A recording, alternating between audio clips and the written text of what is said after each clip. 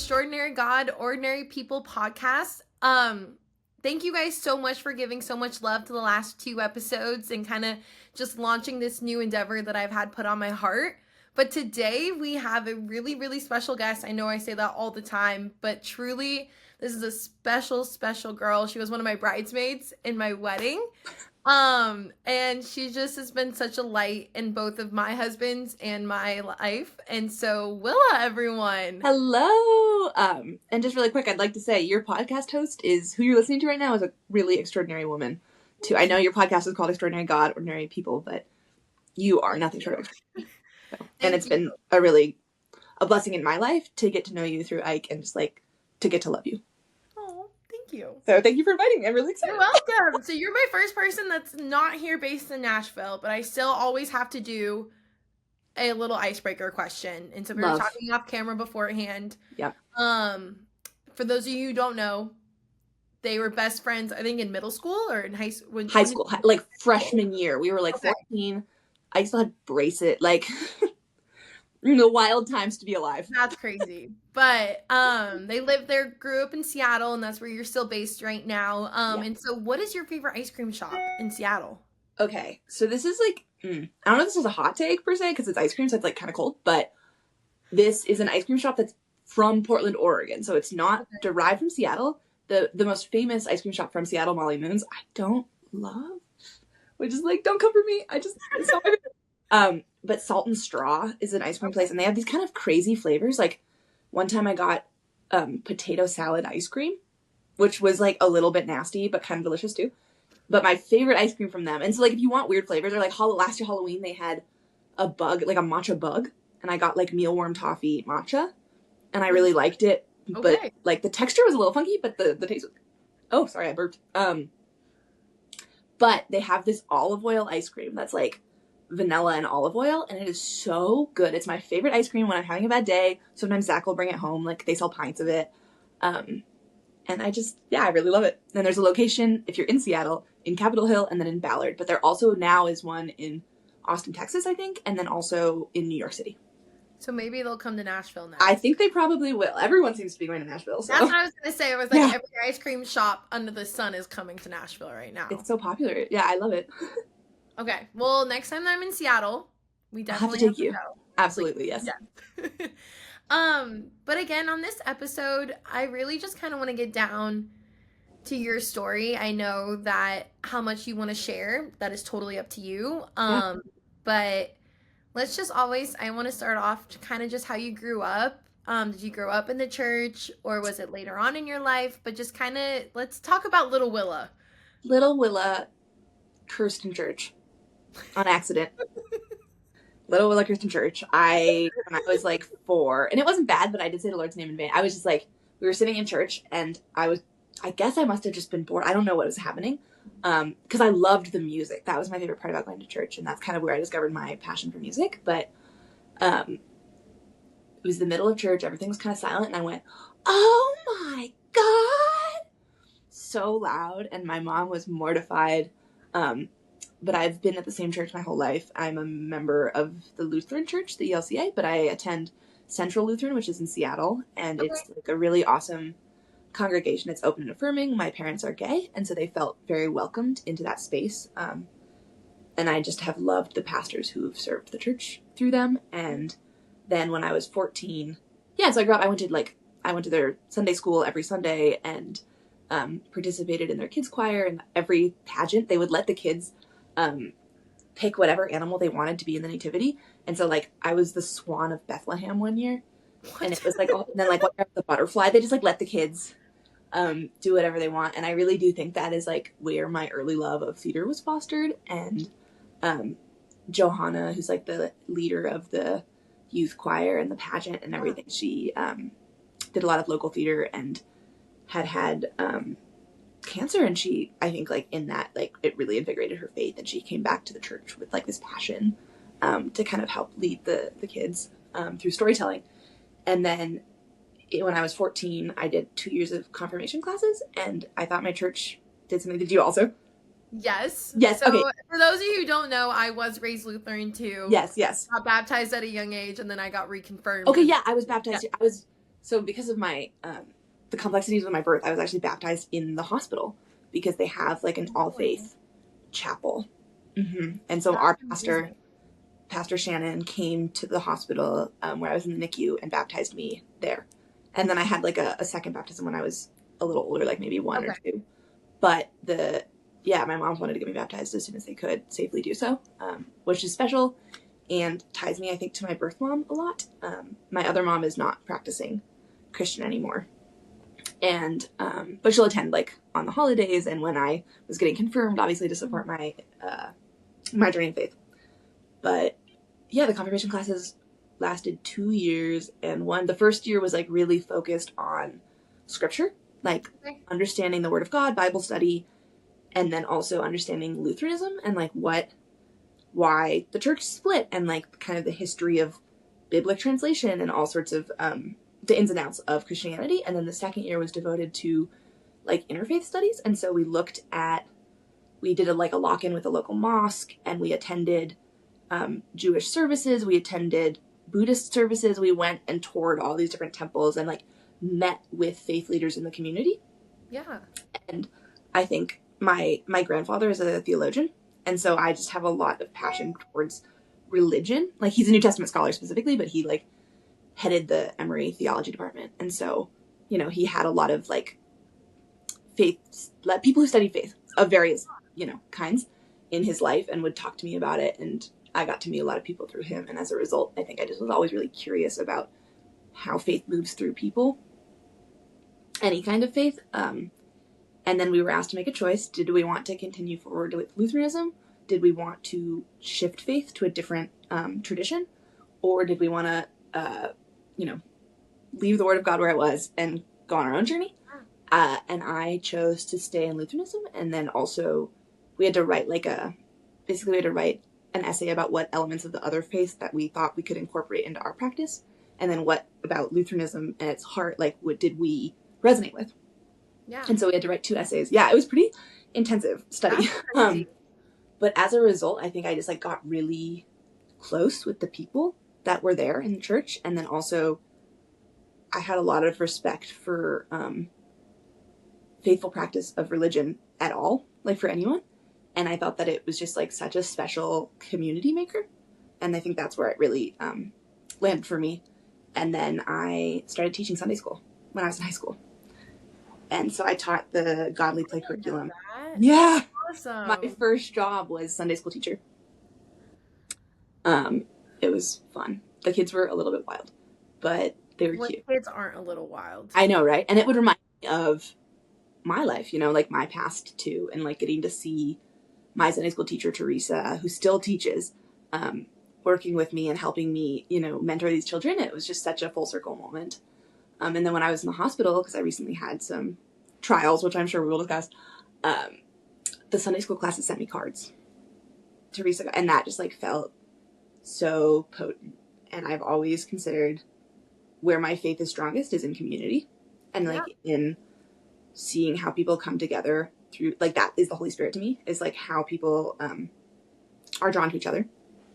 And so that element of it being maintained through my life is like very important, I'd say, to my journey.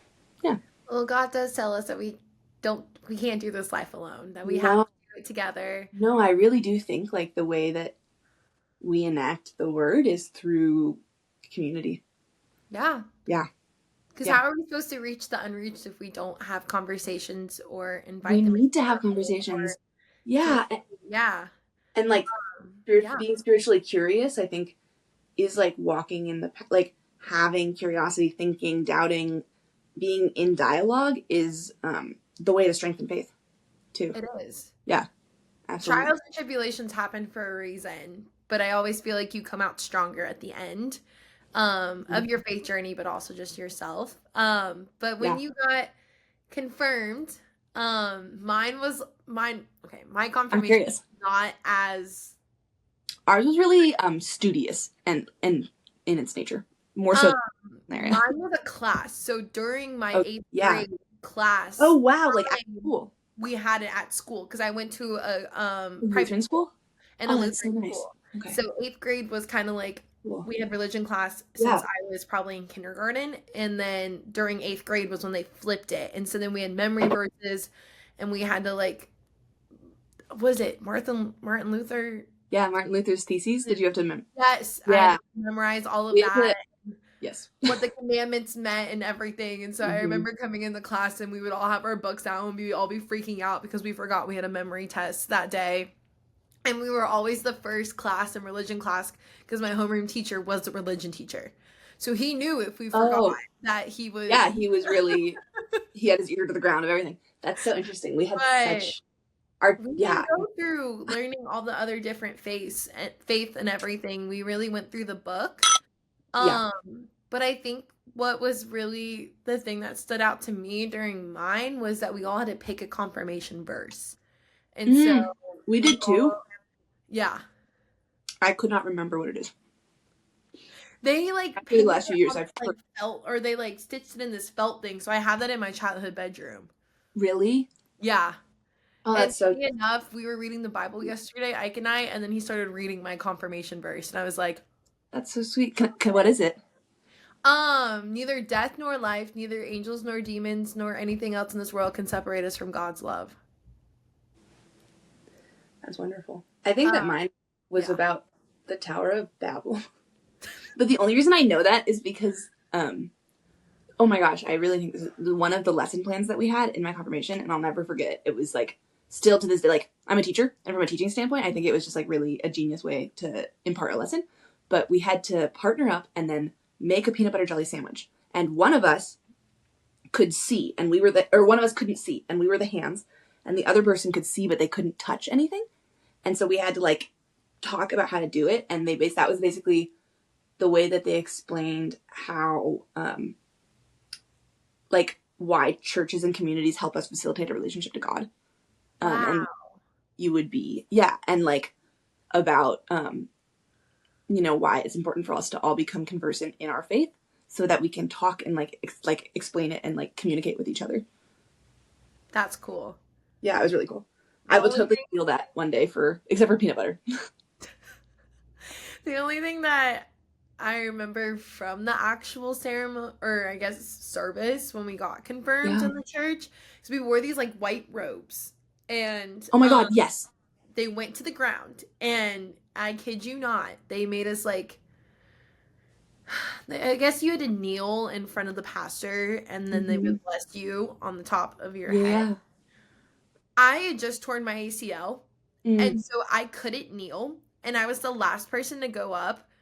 And so everyone else was kneeling at the altar, and then here comes me with this long white robe on that no one can see my knee brace. Oh my gosh. And I'm like, they're thinking, why am I not kneeling? Like, I don't believe in this. And so luckily when I turned around, I kind of like flashed it a little bit to the congregation because I just wanted to be like, I promise you, I believe in this and I want to get confirmed. I physically just cannot kneel in front of the church right now.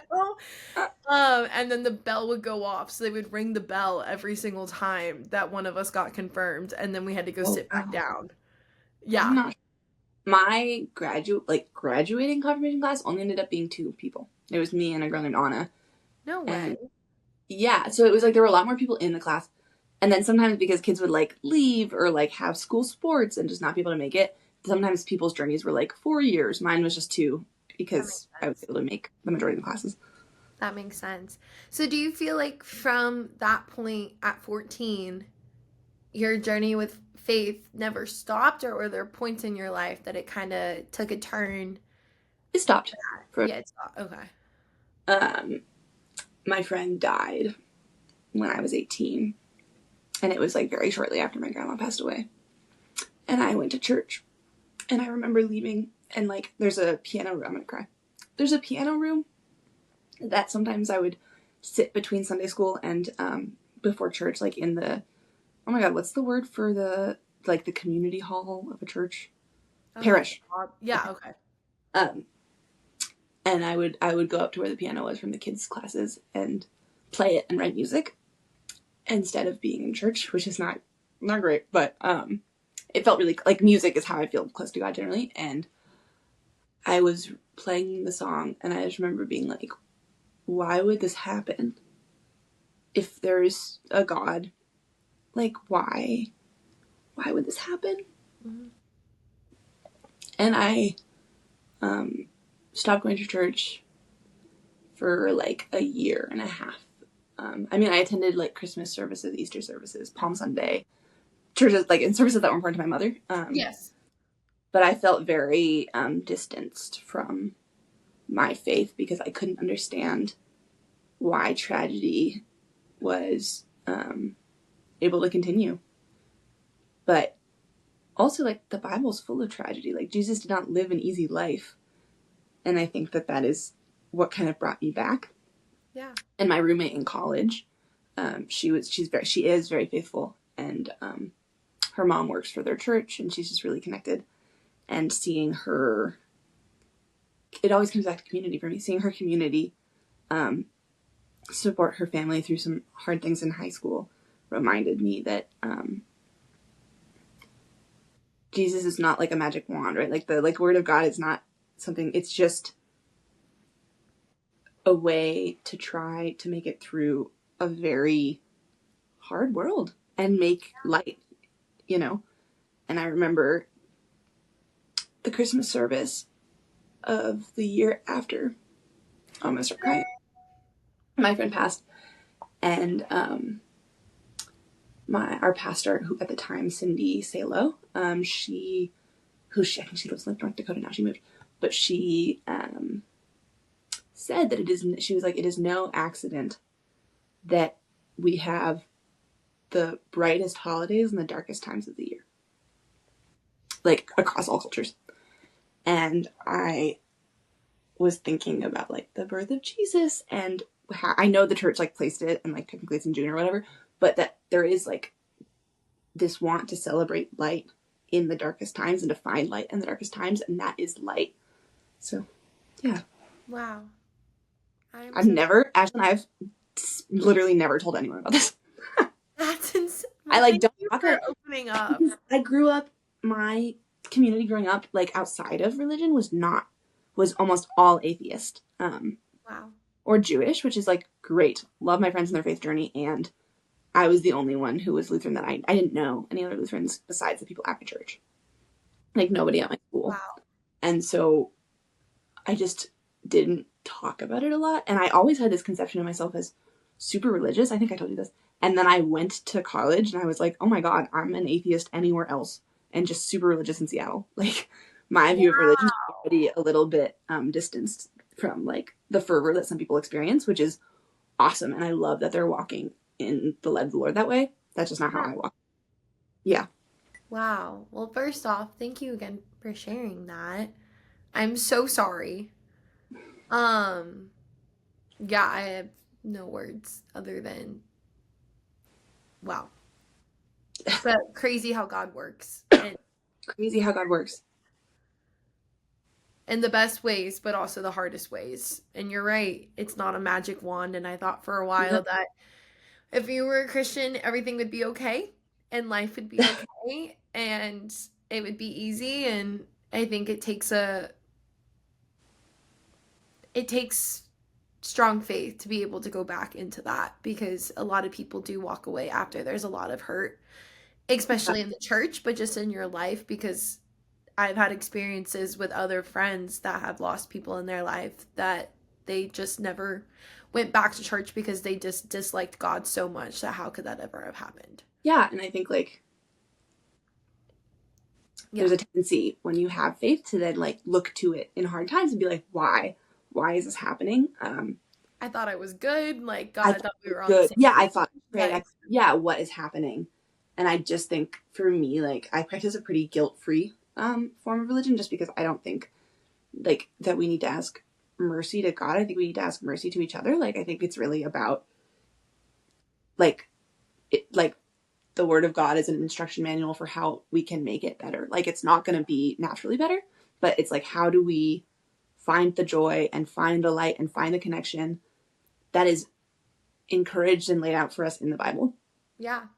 And also like something I think about is the dialogues that I have with God in my mind and like in my heart often mirror the conversations that I have with the people closest to me. Yeah. And like the thing about the people closest to you is that they also know everything that could hurt you, everything that hurts, everything that's hard. And so the capacity, their words matter more. And so for me, like the word of God matters more than other things I encounter, than other things I read, because it feels like such a close relationship for me. Yeah. Yeah. He wants to be close. He wants to be close to you and have a relationship with Yeah. you. Yeah. Um, yeah. Just I think God truly is working even if we don't see it. And I think that that's something that I'm learning in my life right now, especially just with different things personally. But Yeah. from that journey, kind of getting back into church back in college, did you go to a Lutheran church in Yeah. So I, college? Okay, oh, okay, so I struggled. So there was a church that I had always attended when I was in Atlanta visiting my grandparents okay. that was Lutheran, and it was wonderful. And I was like, I should go here. And they had a gay pastor, which I really loved. But the church that my roommate attended, the churches that offered rides generally to college students, were generally not very accepting of the LGBTQ community in Atlanta. And so I did mostly have like a practice of faith on my own. I brought my Bible to my like junior and senior year of college, and it was a lot of like me attending church when I was in Seattle, and when I was not in Seattle, not doing that. So Yeah. that's mostly what really. And then like I love like faith spaces, and like my grandfather, right? So I would also be like talking to my grandfather and like sometimes joining him for, he was Catholic, like Catholic services. I wouldn't take mass obviously, but he's not dead. I feel like if he heard this, he'd be a little bit pissed that I said that. Um, but he's like a theologian, and so he'd also have like faith dinners and like, people. Sorry, blow my nose. People of different faith coming in. But then like the thing that I loved when I was in college, I studied theater, and one of the ways that I think I got back in the church first is that Teresa invited me to help with the costumes for the Christmas pageant. Aww. And so I got to like build. We had a lot of that one year. We had a lot of penguins. The first year I did it, penguins of Bethlehem. And so I made like penguin feet and, helped the children get in costume, and like getting to watch them and like the kids' journey of faith, which I think is generally much less complicated than that of an adult, reminded me of why I had strengthened my faith in the first place. Wow. Yeah, he doesn't know. That's amazing. I know you kind of touched on some other things that had happened in your life. Do you want to talk about those things, or do you not want to kind of touch on those things? No, we can talk about things. Okay. Um, Anything that I feel safe to bring up in this space is fair game for you to ask questions about. I am like very aware of what I'm sharing. okay. Um, so can you talk a little bit about what you were alluding to in that conversation beforehand? The Was this hospitalization. after was this after college, or was this during college, So or yeah, during college, my health started declining pretty rapidly, and it was my junior year that I like really felt it. And I wasn't making like the best decisions. I was like drinking and like going out, and like I think it was worsening my health quicker. But I didn't know that at the time. yeah. And to preface this also, for context, I took a gap year. So if I'm ever referring to an age and it seems weird for my age in college, Okay. a year off. But like right before COVID happened, I was eating mac and cheese, and meat got stuck in my throat, got lodged there, and it was there for like 3 days. And I kept like thinking like I should go to the doctor, but I don't really want to go to the doctor. And I couldn't eat. And finally I booked a flight home, and I got off the plane because it was the week before spring break. So I just took like that off, and I got out of the plane, and I immediately told my mom like, we need to go to the ER now. And we drove straight to the hospital. And I told the doctor like, and it was so weird. It was the day after COVID had been first happened in Seattle, which was where it originated. And so I remember thinking, like, am I making this worse by flying to Seattle? Like, what am I doing? Yeah. And I flew there, and I went to the hospital, and I was they admitted me for overnight. They had like 2 waiting rooms because of COVID. So they had a respiratory waiting room and a non-respiratory waiting room. And it was like me, some kid who's broken his arm, and then like 3 different young teen girls having like various stages of panic attacks. And so it was like, I was like really like, am I supposed to be here right now? Like, what is happening? And then I was admitted, and the doctor didn't believe me because he was like, you wouldn't be able to get on a flight and like last 3 days sleep with meat stuck in your throat. And I was trying to explain to him that because of I had been born with a condition called Bacterial, which it's like an acronym for missing a lot of things, and I didn't have a total functioning esophagus, and so they made me one out of my stomach. And like that's another thing, like thinking about like the work of the Lord in medical healing. Like I'm a believer in science because I think that like if this earth is a garden, if this world is a garden, you know, like we are tasked with discovering it and like finding the wonders. And I think that that is part of the wonders, is like being able to provide like life-saving care for individuals. Yeah. So I got my life saved when I was a kid, and they had always said like your esophagus will fail at some point. We just don't know when. It wasn't like a permanent fix. Okay. But they offered, the surgeon I had did something really experimental, and they basically offered my parents 2 options. They could fix it in a very mechanical way so that I wouldn't be like choking on my saliva, because the problem was that I was like drowning in my saliva if they didn't fix it. And they could like, you know, make it mechanically work to get my saliva down, but I couldn't eat food, and I would have a feeding tube for my whole life and I would never eat food. Or they could do something really experimental and it would work, but they didn't know tons about what it would look like in the long term. Like they didn't know about its longevity, and I would be able to eat food. And so my mom is a chef. I think food is really important to her. It's one of her love languages. Oh. It's how it connects to her family and to her heritage. And so it was really important to her, I think, that I eat. And like obviously if they knew it would have like killed me or anything, they would not have yes done it. I just preface that they're not like secretly evil. And the doctor was able to make it work.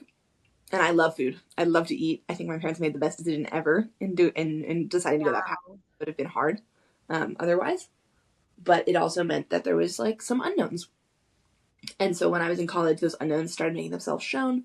The first was this meat. And later, I understand now, the reason I could tolerate it is because the nerves were dying in my tissue, and I didn't know that. That's why I was able to last for so long. So the doctors didn't believe me, and one thing about me in a hospital is I'm gonna call the chaplain. Like, I love whoever the chaplain is, like, be that a rabbi, an imam, a Catholic priest. Like, I love a chaplain, and I love, like, a faith discussion in a hospital. I always pray before all of my surgeries with my moms, and usually the chaplain. And so I think I spoke to a chaplain, and I was like, I don't understand why I'm not being believed about this meat. And honestly, I was so delirious from traveling. I don't remember the conversation beyond that, but I remember it being like them kind of likening it to faith, and that like you just have to like stand, like advocate for yourself and like stand firm where you want to stand firm. And sure enough, the next day they removed a chunk of meat from my throat. The doctor apologized. And that was when they proposed. What? Said praise Jesus that they actually believed you finally. I know. And it took them literally removing it to believe, which is like a whole other conversation. But it was a children's hospital, and that sometimes they have trouble when young adults know their body better than the doctor. But they removed it. Praise Jesus. And they recommended that I start this process of dilations, which would like inflate my esophagus. This is like so nitty gritty. We don't have to get into the nitty gritty of it. But the process, the proposed fix was to expand my esophagus. So I had to do that, but it required going under anesthesia and like time in the hospital. And they were like, how will you make this work with college? And obviously the school I went to, Emory, has a phenomenal hospital, but I was really nervous to do it so far away from home. Yeah. And then a week later, the world shut down, and I didn't have to. I was able to, I was like literally filling out transfer applications because I thought I would have to move back in state and I would have to leave my friends. And I had flown home. Like I didn't even have my retainer or my laptop, Ashlyn. Like I just came home because I knew the meat was stuck. And so then I never went back that year. And my roommates packed up my whole room while I was on Zoom, or not Zoom. It wasn't Zoom at the time. FaceTime. And I'm like so blessed. The people in my life. And that's where it's like, once again, like faith comes in. for me at the level of the people I meet. Like, people in my life always feel like they're God sent. The ones that are be there, like you, like, yeah. And I was in Ike's car, and we had just gotten pizza, and we both respectively got emails from our universities that were like, "Don't come back." And it was funny because I'd been like, "What am I gonna do? I have to transfer. Something's going to have to happen." And then I was able to start the process of the dilations in Seattle. That's a God thing. I know, and it's like a lot of people. You never like, the timing of it was perfect, and COVID was awful, and a lot of people will never be thankful for it, and I'm really grateful that it happened when it did. Yeah. Which is like a weird your life. It saved my life. And then, so the dilations, they were kind of working. The first few really felt good. And then, that junior year of college, when I returned back to Emory, things started just like getting worse and worse, and my throat was like always hurting, and I couldn't figure out what was going on. And it wasn't until 2 years after that when I thought that I just like felt like my life was over. Something felt so bad. It was just like, I did not want to continue living if the circumstances of my living were what I was experiencing in that moment. And it was just this chronic throat pain. My food wasn't going down. Felt like I was drowning at night. Like, really, it's really dark. And I was in a lot of prayer at that time. And I drove across the country with Ashlyn's brother-in-law, Jake, and I knew that in Boston there was a team of doctors that had been working with the recipients of experimental fixes to this esophageal fistulation. Yeah. And because basically the adult hospitals were not cut out to understand what had happened, because they were not the ones who made the surgeries, and there were no generations of adults prior to me. Like, before our generation, everyone who had this would pass. And so, or have the really mechanical fix. And so, like, all these new surgeries, like, were failing people, and they realized they needed doctors to handle it who understood both the pediatric side of things, so what was happening at the beginning of treatment, and then what was happening at the end of that fix, and what they could do next. Wow. And Boston Children's Hospital, which is through Harvard, they have a team called the Esophageal and Airway Treatment Center, and it is called the EAT team, and they work on patients of all ages, but they definitely, because it's a children's hospital, they have to consider their adult patients really carefully, both in terms of like services offered and in terms of like being around children, like who be around children in a recovery environment. And I traveled to Boston to get evaluated because I wrote them, this is like a Hail Mary, I wrote them an email after having a really bad experience with the doctors at Seattle Children's, which is also a phenomenal institution, and they have a lot of great things going on. And I felt it was really hard for me to be a young adult who knew her body in that environment. And that was the place that didn't believe me about the meat. So it was kind of like against them from one. I was like a little pretty. And their team had only existed for 2 years. And Boston had, at that point, 15 years of experience. So I wrote this email to Boston. And I was just like, I really think you could help me. And I explained, like, not only are these symptoms going on, but like my mental health has deteriorated completely because of my physical circumstance. And like, that is where, for me, it's like untenable to continue living. And then they hopped on, like, oh my God, this is another, like, feels like a God moment. Like, I was driving with my mom, and we were talking about it, and the phone rang, and we pulled over, and it was Liz, the scheduler for the E team. And she was like, can you hop on a Zoom tomorrow? Like, can you have an appointment tomorrow? And I was like, yes, absolutely. And so I hopped on the appointment, and I met my team of surgeons, and they were like, we want to propose this surgery called a jejunal interposition. And they were like, this is going to seem really drastic. Also, I have to blow my nose 1 second. No, you're good. Phlegm. They were like, this will seem drastic. This will look really drastic. But this is the only way to fix this in the long term. Like, you will not be able... Like, there were smaller fixes. Like, the original... What we thought was going on. Because we didn't know a lot. What we thought was going on is that my esophagus had herniated. And so it had, like, kind of erupted along with my stomach up into my ribcage, because that's what it was presenting as. That's what I was presenting as. And there are many different hernia surgery fixes, but they wanted, instead of fixing a hernia, which is like a microscopic surgery. They're able to go in a very small spot. They wanted to cut open my entire sternum all the way down to my like pubic bone and like completely reconfigure my anatomy. They wanted to move where my blood veins were. They wanted to take my intestine and make it my esophagus. They wanted to take out the tissue. And I just remember thinking like, man, this is so drastic. And I'd met them like once, right? This was the Zoom call. First time I ever talked to them. And they were like, we really think this could help you. And I was like, oh my God, like this is shocking to hear what they wanted to do. Like I knew in theory what they might propose, but to hear it. And it would be a 3-day surgery. And it was so massive that it required psychiatric evaluation. And so I had to go to Boston and meet with the therapist for the team.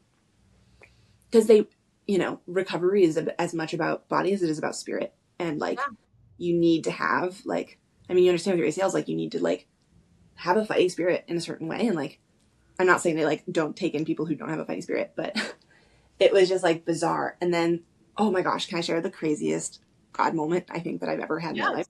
Okay. So Jake and I drove to Boston and then I had the evaluation and then I flew to Atlanta to see some friends. And when I was in Atlanta, Boston wanted to see me. They forgot to like, I had to see an ENT. It was really silly. They could not approve the procedure unless I saw all the doctors who were going to be a part of the team. And I had like, one of them had just like been out sick. So I flew back from Atlanta back to Boston. So I was just kind of like on the East Coast trying to figure this out. It was my year after graduation. I was visiting my boyfriend who has also helped me a lot in my faith journey, but also like in my healing. And I was in an Uber to the airport. And me and this Uber driver, we hadn't spoken the whole ride. And I don't know what was placed on my heart in that moment, but I could just, the only thing I could think to say when we were pulling up to the airport was, thank you so much. I have to have this surgery on my esophagus and I have to go like get evaluated for it. And the Uber driver pulls back out of the like dropout place, which is like a little scary if you're like a woman alone in an Uber. And he like was driving and then he goes, you mean like an interposition? And I was like, sir, like, yeah. And we started talking about it and he said in 2004, he had a girlfriend who had a colon interposition, which is different. Boston can offer is like a more, difficult surgery. So it's not as widely used, but like a lot of people who have swallowed bleach or who have had cancer and have a throat that is not able to move forward in this life will get a colon interposition where they take part of their colon and they move it and they like will use the colon in other parts of the intestine a lot. Okay. And his girlfriend had it and we start talking about the surgery and then he, you know, laughs one more time. We go to get out. He's handing me my bag and he's like, my girlfriend died in her sleep 5 months later next to me, which is like kind of terrifying to hear. And I obviously don't know what was going on with her. I don't know conditions, but it, you know, gave me a little bit of pause. And he just said, just remember, don't try so hard to get your life back that you lose it completely. Because he had said she just pushed herself too hard. And you know my history, Ashlyn, so you know what's going to happen. Yeah. And so I just burst into tears. I call my mom. I tell her what happened. I get on the airplane. And I was like talking about faith. Like I was really in dialogue at that point. Wow. Because I was like, that was a guardian angel. Like that man was a guardian angel. Someone sent me a guardian angel. And I was praying and I get off the flight in Boston. I get in the next Uber and I sit in the Uber and I'm like, man, I just had the weirdest experience in my last Uber. And so I tell him and then he goes, oh my gosh, are you going to go to the EAT team at Boston Children's? And I was like, yeah. And he said, they saved my life. What? Yeah. And he tells me about how in grad school he had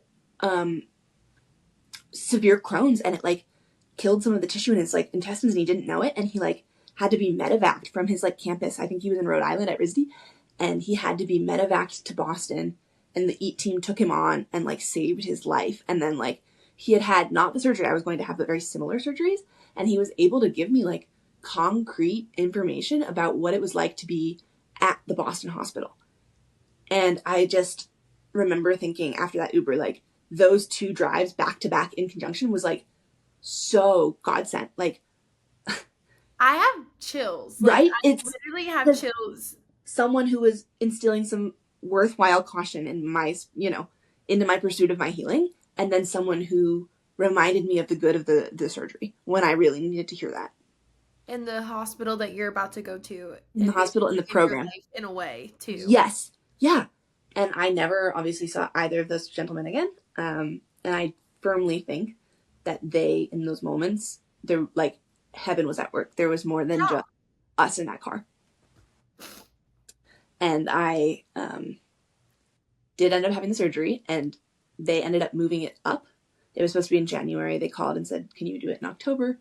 I really didn't want to. Ashley knows this. We saw each other actually in Las Vegas because Ashley's wedding. And I just remember like being so worried that would be my last time ever seeing you and Ike. And like, Ike was worried about it was one of my prayers. I was like, dear God, please let me, at that point I knew Ike wanted to propose to you. And I was like, dear God, please let me live to see Ike and Ashley's wedding. That is like what I wanted more than anything. And I like knew I had to do the surgery so I could get old with you guys. And like, you know what I mean? Like, it's so fun to see the people you love move forward in life, and just being like so in love, and I just wanted to see what was. You knew he was gonna propose to me? Oh my God, yeah, I knew all the way back when I was a senior in like my senior year, the end of my senior year of college, like 2020. When he came to visit you? No, when he came to take my graduation pictures in May, he was like, if Ashley moves to Nashville and we work out, I want to propose to her in the next year. That is what he told me. Crazy. Yeah. Because my mom, so that's crazy that he said that, because my mom, I moved in August. Yeah. And my mom goes, you'll know in 6 months if it's going to work out or not. And we got engaged 6 months almost. Yep. To, well, no, he literally said like from when she moves, or no, when she was thinking about, because it was in May, he said, I think we'll probably get engaged in about like 9 months. The number he gave was 9 months. And I remember being like, why 9 months? But I bet it was because it was something similar to around 6 months from when you had moved. That's crazy that he even thought that. Yeah. I thought, that's so funny. I would have told you that much sooner. Another God thing. And there's no other way. I really was like, God, please help me make it through this so that I can see my friends grow old. That was like mostly what I was thinking about. Yeah. And I had the first surgery, and it was really complicated. It was 3 days of my life that I will never get back. It was a ketamine-fueled nightmare. You remember any of it? I was in psychosis. I went into psychosis. So I thought that I was being organ trafficked because we had just been in Vegas, and I think that there's so much human trafficking in Vegas that I was really conscious of it. I was thinking about it a lot. And then I had the surgery, and before I woke up, I was intubated, which is where they have a tube to help your breathing. Mm-hmm. And when you're intubated, they have to restrain you so that you don't start to wake up and go to pull it out, because people will just like, if there's something in someone's mouth, like the human instinct is just pull it out. And they had me restrained, and I woke up, and my brain could not grasp that I had surgery, and instead was like, you just got kidnapped. The surgery was fake. Your organs are being harvested, and you're about to be sent back to Las Vegas on a truck. Like, if you do not get help. And I started fighting. I like would break out of the restraints and then like try and like get help. And then like the nurse was supposed to be writing down, or no, they gave me a pen and paper so I could write things down. And I kept writing like, help, I'm being held against my will. Like, their organs are harvested. Like, they're going to take my organs. And then I would also write like, I'm cold, or I'm in pain. And when I would write the really basic things, the nurse would immediately respond and do what I needed. And when I would write these like kind of cuckoo things, she would be like, oh, the pen broke, or like, oh, you're writing so small I can't read it. And so I was like, oh my God, they're all in on it. And like they had my mom come hold my hands down, and they thought it would like break the psychosis. It did not. I was like, my mom is in on it. Like, I need to get my other mom up here. Like, she'll know what to do. So I started writing like, get Kim and eventually is that I had like an allergic reaction to the tape they used. Okay. They had to briefly put me back to sleep. And when they put me back to sleep, the next time I woke up, I knew immediately where I was. Yes. I don't have any memory other than what I thought at the time. Like, there's nothing, I can't get past. I've worked with many different therapists. No one can break that memory into something other than what I thought it was. So like, even though I know it wasn't real, all of my memories are of being trafficked. Which is like so bizarre. And also like the brain on drugs is just such a wonder too. Like, that's just very interesting. That's crazy. And later my mom was like, I can show this to you now because it's funny. And she showed me the journal, and it was just squiggly lines. It was like pages and pages of squiggly lines. So I thought I had been writing. Like, Nothing. help me. Right. So the only reason the nurse was able to understand the, like, I'm in pain or I'm cold is because she could, like, tell by my body language and, like, the vital signs. And so I thought she had understood what I was saying, but really she just, like, understood, medicine. Wasn't in on it. She was not in on it. Nobody was in on it. The doctors still bring this up with me. Oh my God. And then on Halloween, the first surgery, so about a month into when I had it like October 10th through the 13th. Oh man, and that last night, I felt like really Last Supper-y. I was like, oh my gosh, like, I was in Boston, Jake was there, all these people sat with me for my last meal. A mouse ran across the restaurant, so I was, like, not particularly inspired to eat, but I already wasn't. And, yeah, then the next morning I had surgery, and I just remember I was really nervous. Yeah. There, my boyfriend was there, my moms were there. The chaplain came. We did one big communal prayer, and my mom, like, asked me if she could put me on the prayer list at church, and my roommate's church was praying for me. I got on a lot of prayer lists, and I do really firmly believe in the power of prayer. Like, energy out into the world really does have an impact. And they gave me a lot of anti-anxiety drugs in my IV, and they put on a Taylor Swift song, and my mom said I started singing, and then I fell asleep. Wow. And I don't really remember. And then I, like, crashed, and then I came back, and then the first month, like, feels like a week, but I know it was a lot longer. I just was, like, mostly sleeping. And I lost a lot of blood in surgery. I learned they had to do blood transfusions. So I was also really weak. And they, the night of Halloween, I got really sick again. And they discovered that I had a hematoma, like a blood lake is what I called it. This is probably not going to be used. It's really graphic, but they drained it, and Zach was there that weekend. Another, like, God thing. Zach was there that weekend, and he, held my hand. He never left my side. He never left my bedside that whole time, like, the whole weekend. Yeah. And I was, like, not conscious for most of it. And that night, like, the children on either side of me passed, unfortunately. And it feels like a moment where I, once again, like, feel like there was some guardian angel, some force. And I'm not saying those children should have died, but I know that the universe was going to move in a certain direction, right? Like, the timeline was going to be involving a passing of a child, and it, like, wasn't me. Wow. And it almost was. It very, very, very closely. I almost was. And then I didn't know this, but the hematoma developed an infection, and that infection ended up lasting all the next year. And this is where the story, like, turns a little more into a journey of faith and, like, thinking about being believed. Yeah. But I started feeling, I got discharged in December. And in that February, I started having the sense that I felt worse than I did in the hospital. And I started telling my family, and my wound never closed. I had, like, an open wound on my chest. I remember. I started going to wound care. Yeah. And so for about a year, it just kept bursting open, and I kept telling them, like, it's infected, and there was a lot of, it's not in your blood, it's not showing up. And I just kept trying to say, like, can't you trust that because I don't feel like myself, there's something wrong. And, like, nobody would take that. Like, that's not science. But I was just like, you have to understand, like, something is wrong. And the doctors kept advising me to just, like, wait it out, to heal slowly. Now, I am really happy that I got to come home and see my family and start work a little bit and, like, go to my cousin's wedding.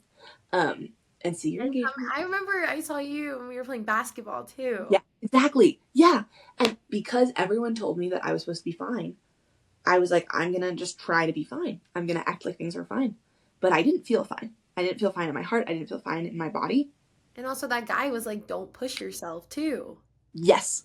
I had completely forgotten about that. And then I remembered it in October. The don't push yourself, don't lose your life. And that's when I was like, we need to, like, something, it had gone really south. Like, I couldn't eat food again. Something was wrong. Yeah. They flew me back to Boston. I went in for, like, an endoscopy. And they did the endoscopy, and we thought it was maybe a tissue problem. And for context, the tissue that I ended up having, it was gangrene. They learned it was gangrenous. And so I was like, maybe it came back. Maybe the surgery didn't work. But we thought it was tissue. And then the surgeon, or the GI doctor, woke me up and was like, you there's something wrong, but it's bigger than tissue. Like, you need to see a surgeon, and we're going to admit you to the hospital. You need a GI tube. Like, all this stuff, right? And I had a month prior, like, thought it was the end. I got my G tube taken out. Like, everything was supposed to be done. And that was part of it. I was like, everything was supposed to be done. But I remembered what the man said. And I was like, I think I owe it to myself to do this, like, to follow through with it. Yeah. And so the next morning, they admitted me to the hospital. They had something called a direct admit, so I didn't have to, like, wait in any waiting rooms. And I just showed up at the hospital floor. And I actually got there before the order had been through. So the nurses were like, what are you doing here? Like, why are you here? Yeah. And I was like, give me a room. And I watched the election and Dancing with the Stars that night, like, from the like, Tuesday, Wednesday in the hospital. Dancing with the Stars is so good. I love it. Are you kidding me? Oh, Did you watch last night? I haven't. No. I was out to dinner with a friend, so I really want to see it. I won't say anything. And I love Whitney's journey too. Side note, just really like the moms. Person or the Whitney Levitt, but I also love Whitney. Yeah, and then so that was like last October, a year ago now, and they told me that there was something wrong with the way my bone had regrown after they cut it open. That's what they thought was going on. That's then what was going on because of what they said. But when they put me under to do the G tube, they ended up also giving me a port in my arm. And that's when I was like, okay, so they do anticipate me being in the hospital for a good while. And, like, a port is just, like, a more stable IV. It's, like, better for transmitting large amounts of liquid, blood, whatever you might need. And they put me under for the next surgery. And another, like, the nurse who was putting me under was like, you'll know something's gone wrong if you wake up intubated in the ICU. And then I wake up intubated in the ICU. And I was like, where am I? What is happening? It was supposed to be a 2-hour surgery to, like, move a bone.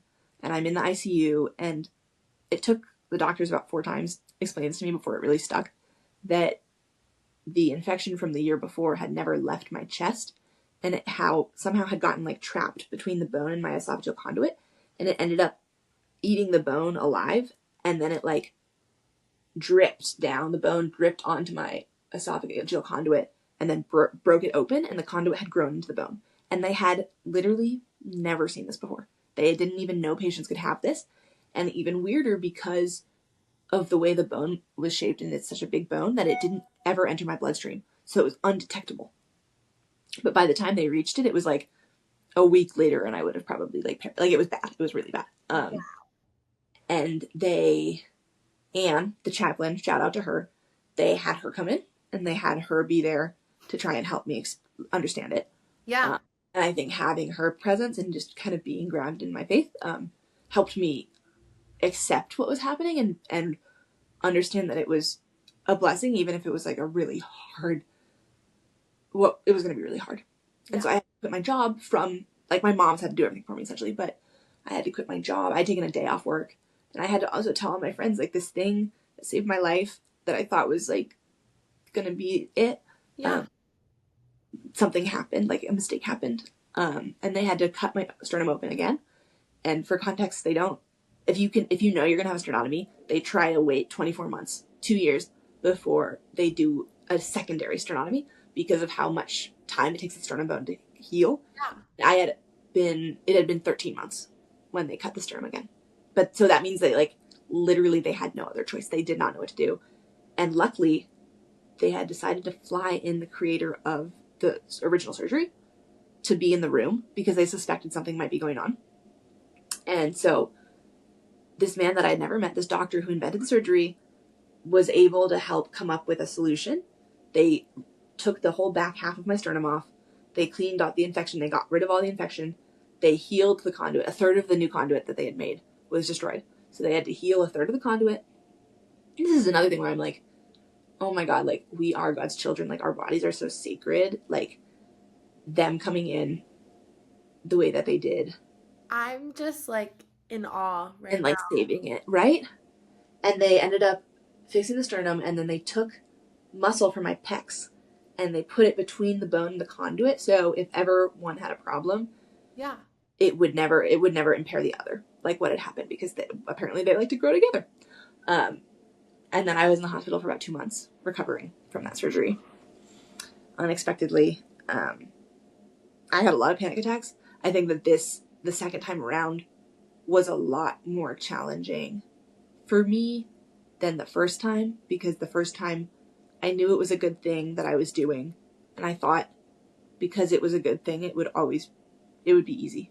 And just be fixed. It would feel easy. And the second time, I knew it was a good thing, and it felt awful. I felt mad that I hadn't advocated for myself harder. I felt upset that I didn't remember the Uber driver's words. Like, I was like, what? Where did I go wrong? But at the end of the day, like, and my mom always says this, like, better they caught it when they did than in the autopsy. Like, Yeah. you know, it sucks that it happened and it got so far, and it could have gotten much worse.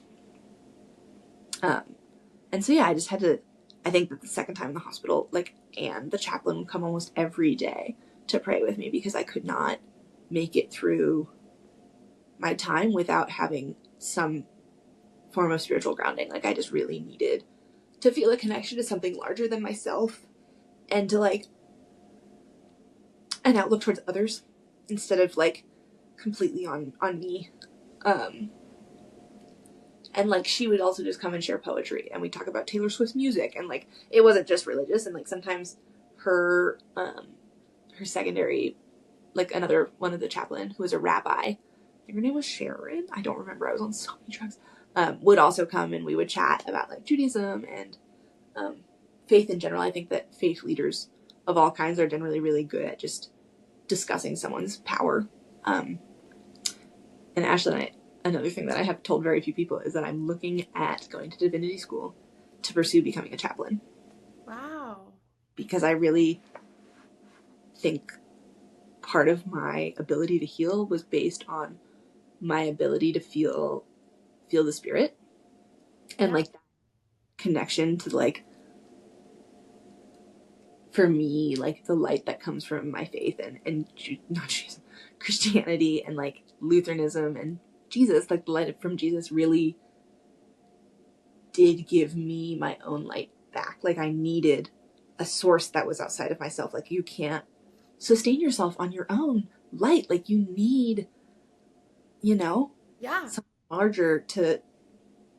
Not even another person can be able to sustain that for you. No. And if you put it on another person, that's not necessarily healthy. I think that community can sustain it. Like, all of my, like, Jake was there often. Like, he saw me have one of my worst panic attacks where I was just like, what? It was another, like, why did you do this? But instead of feeling that towards God, it was, like, towards the institution that had helped me have the surgery. And obviously they wouldn't know. They didn't. Jake is probably one of the sweetest and most kindest and, like, softest spoken people.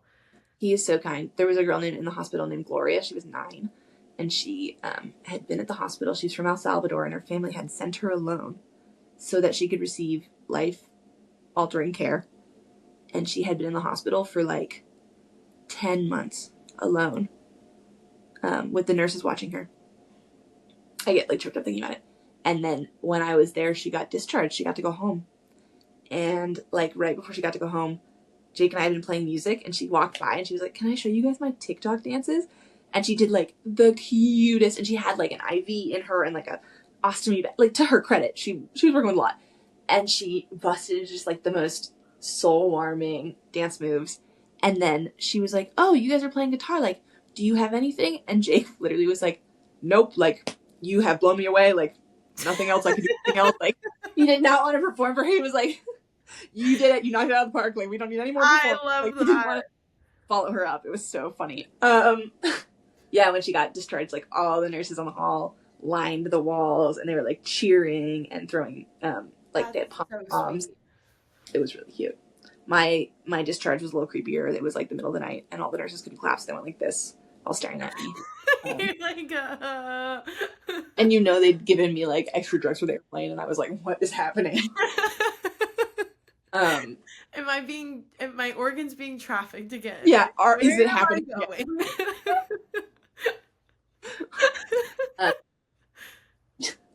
And then I got to go home.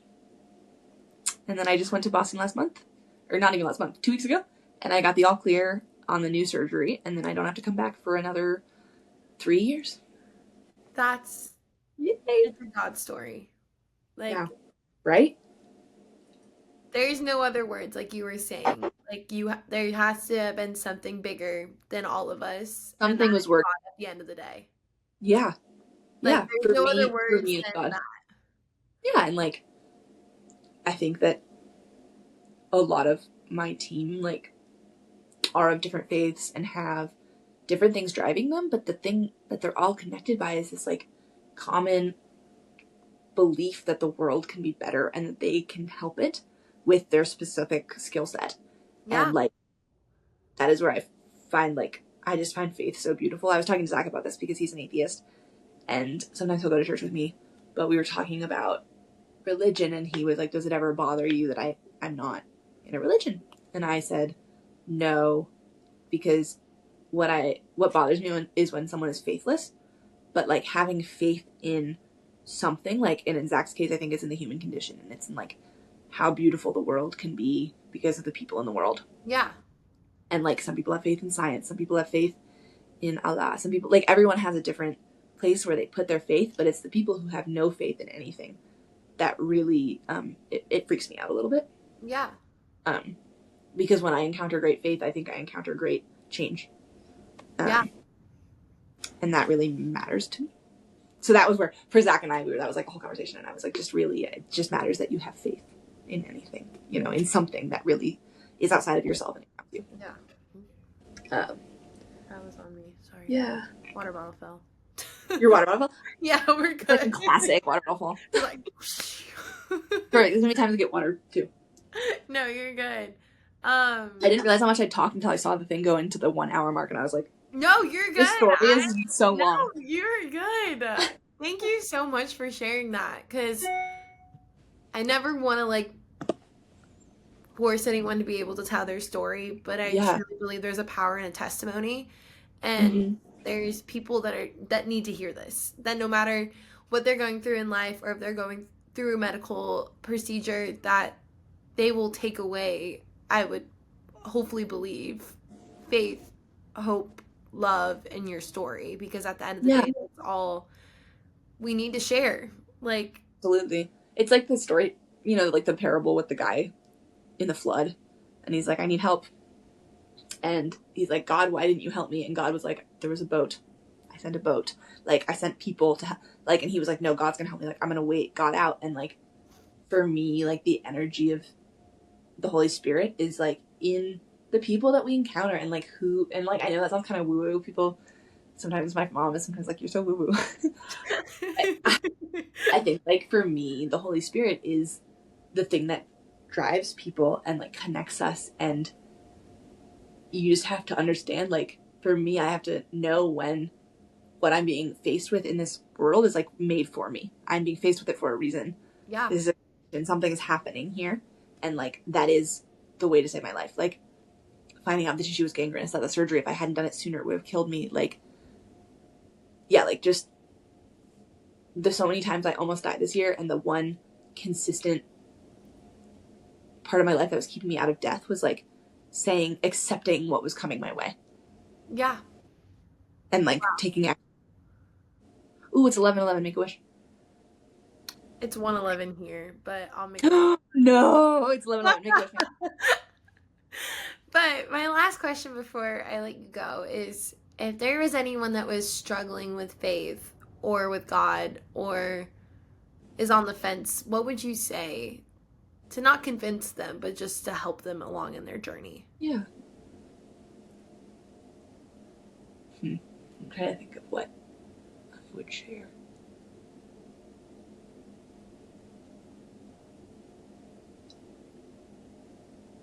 I think you could say something is working.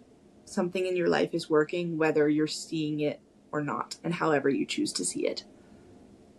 Like, the language I would use for myself, but because I don't know, you know, where they're going to end up in their faith journey, what I would say is, like, God is working through us, in us, around us, even if we're not, you know, noticing it every moment. If you don't remember the Uber ride for a year, it's still going to happen. It's still, you know, will play a role in your story. And like, however you choose to put a lens on your life and like the ups and downs and the roller coaster of what's happening, it is going to happen. Yeah. And like that faith can be really helpful in placing yourself and like placing your experience. Yeah. Yeah, I don't know. I think that's what I'd say. No. I have been generally uninterested in I don't know if you put this in the podcast, but I've just been generally interested in trying to get people to believe like I believe, because I think that like at the end of the day, if they're meant to be called that way, they're going to be called that way. Like that call, you will hear it. Like I will probably end up at divinity school, Ashlyn. That's just, yeah, it will happen probably. I just feel it. Yeah. Because of my experiences, and like that was clear. I don't know. No, God You will find what you need to. God makes things happen for a reason, even if we don't understand them in the moment or understand what their Yeah. purpose is in our life. And if I'm not saying all of that happened just for you to get to divinity school, but that is a greater positive impact that has come out of that. Oh no, I lost you. Oh, hello. She's gone. Oh, you're back. Okay. Okay. It like turned dark. You have it for you. And the screen turned dark. We're reconnecting. No, I think going to divinity school, like strengthening my relationships. Like I think Zach and I are on very solid ground, and like it's traumatized ground for sure. It's traumatized ground, and our relationship went through what some people wait 20 years to experience. Yeah. And I feel so safe with him. I feel so held by him, and I hope that I can be the same for him. Like I want him to experience the love that I felt, that unconditional, like a God love. And I that would not have happened, right? Yeah. And who knows where that would have left us and who we would be right now, and if we'd be together. I don't know. So No, there's always a reason. There's always a purpose. There's a reason, and then it's also like not everything has to have a reason yet. Like I still don't know if I found the reason for my friend's death, but I think that I'm starting to understand how I grew from it, where my faith, came in. And I think if it isn't ever all clear, I know it's all clear for someone else. God has the answers. When we meet him in heaven, we can always ask him. I have so many questions to ask God when we get to heaven. Like so many questions. Yeah, I don't know. I think I just am curious to see like the spirit, the not what is talked about in the Bible necessarily, but like where the Holy Spirit resides, where it all, Yeah. That's what I think is the question I'm most curious about. I don't know. Oh God, I sound like my grandfather. It's so crazy. He was an orphan, and then he was put in a monastery when he was a kid. Wow. And he was a monk, and then he became a priest, a Catholic priest, and then he met my grandma, and he left the church for her, left the Catholic Church. He was excommunicated. Wow. And then he became he went to divinity school and became a scholar. That's crazy. Yeah. He's another man I really admire because he's a man of great faith. He has very strong faith, and he will always make space for the faiths of others. And I just really love that. The way that he's able to connect through the idea of having faith, through like for him following the word of God, but for someone else, believing in multiple gods or like a different version of the Abrahamic God, like so many faith systems. And he's able to look at it really, I guess is the other thing I admire about him. Like he's able to hold space for faith, and then he's also able to, when he's holding space for faith, retain his faith and retain his belief, and how he's able to like strengthen his faith through like diversity of thought is just something I really admire. And how he's able to balance being scholarly and critical and like studious of the word of God in like a very much like a modern age. We're looking at how translation works. He speaks Hebrew and Greek and Latin and like studies what words change through different editions of the Bible, that kind of thing. Wow. Versus like understanding the power of Jesus and worshiping Jesus and like feeling that. They're two different things. And I think it's really cool how he can go between the two. Now I'm just talking about my grandpa, but he's the other person. I guess if I had to pick someone who's like pivotal in my faith journey, it would be my grandfather, because I have a very curious mind towards like a more like scholarly, you know what I mean? Like I have a very scholarly outlook, and I'm very curious in a non-religious, like, now I'm blanking on the word. What is it? Secular. I have a very like secular, I like secular rhetoric. I like thinking about the secular world. And like, he kind of reminded me, like, you can be a member of an intellectual community and have great faith. They're not mutually exclusive. Yeah. Wow. And then I found people like you, and like being able to connect with someone who I know is also really grounded in the real world, like not the real world, but like not the spiritual world, like not just the life of the spirit, but the life of the thought, the mind, and the life of the body. It's cool. We've been through a lot with mental health together, which we don't even have to go into that. But and we're not even talking about the psychosis. No. But thank you so much for joining me. Your story, I know, is going to impact a lot of people and has already impacted so many people. And your faith journey is never over. But I think that this is just a little bump in the road that God truly is going to use for his glory at the end of the day, and is using it. Yeah. Already. The long-term impact of everyone. Yeah. Who know? Everyone's bumps. Like what you said. Like, you never know what he's going to throw at you, but it's always used for the kingdom. If you can if you can turn it that way. And like you said, have that faith. Yeah. Mm-hmm.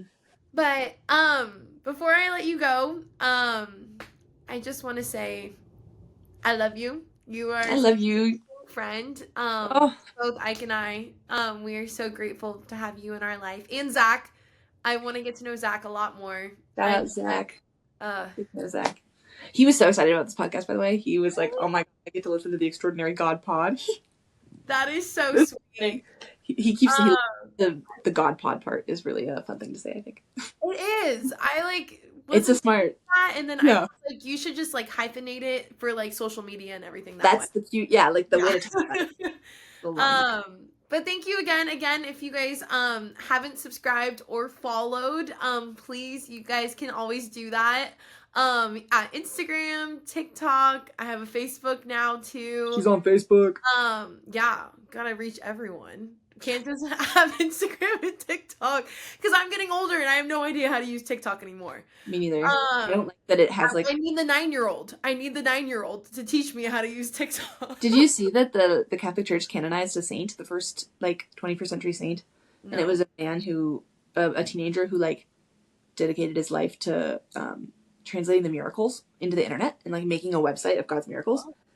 Yeah, and he got canonized recently. He's the first 21st century person. That's crazy. Yeah. It's wild. Well, then I need time to figure out TikTok and everything. I know. Doing all that. But thank you again for coming, and I hope everyone has a great rest of their day. Bye, guys.